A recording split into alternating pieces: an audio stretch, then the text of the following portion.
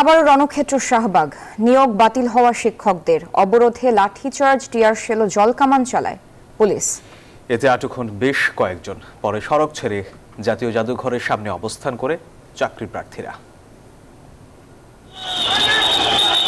Tear shell, জলকামান, লাঠিচার্জ। শাহবাগে পুলিশের এমন মারমুখী অবস্থানে দিক বেদিক ছুটেন নিয়োগের দাবিতে আসা সরকারি প্রাথমিকের শিক্ষক প্রার্থীরা। এতে আহত হয় নারীসহ বেশ কয়েকজন। তবে এতেও থামানো যায়নি আন্দোলন। আহত ও ভেজা অবস্থায় এভাবে রাস্তায় শুয়ে স্লোগান দিতে থাকেন তারা।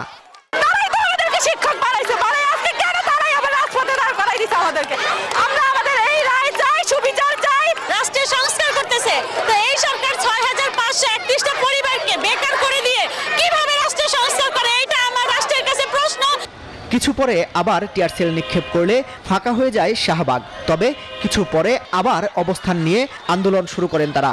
আমরা তো বলি না আমাদেরকে সুপারিশ করতে, সুপারিশ করে কেন আমাদেরকে লাঞ্ছিত হতে হলো? পুলিশরা লাঠিচার্জ করছে, এখানে নারীদের উপর কেন পুলিশরা লাঠিচার্জ করবে? কেন পুরুষরা গায়ে হাত দেবে? এবার আটক করা হয় বেশ কয়েকজন পুরুষ প্রার্থীদের, দেয়া হয় ধাওয়া। পুলিশের মারমুখী অবস্থানেও সন্ধ্যা পর্যন্ত রাজপথ অবরুদ্ধ করে রাখেন তারা। জানান, দাবি না মানলে আন্দোলন থেকে সরবে না। পিছনে বাড়ি দিয়েছে, মানে পুরো দূরা, মানে কোনো ঘোষণা ছাড়াই এখানে এই করেছে। আমার এক ভাইয়ের মাথা ফেটে গেছে, 50-60 জন আহত হয়ে হাসপাতালে এখনো আছে। শেষ বিকেলে ঠান্ডা মাথায় আন্দোলন প্রতিহত করতে দেখা যায় পুলিশকে। রমনা বিভাগের ডিসি জানান, জিজ্ঞাসাবাদ শেষে ছেড়ে দেয়া হবে আটককৃতদের। আটক করা বলতে যারা এখানে বেশি উচ্ছৃঙ্খল আচরণ করেছে, যাদেরকে আমরা থামাতে পারতেছি না, কিছু আমরা রেয়াজা রাখছি।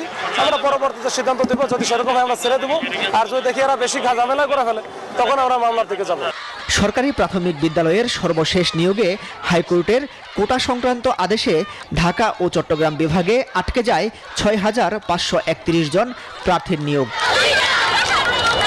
মাসুদ সুমন, নিউজ 24, ঢাকা।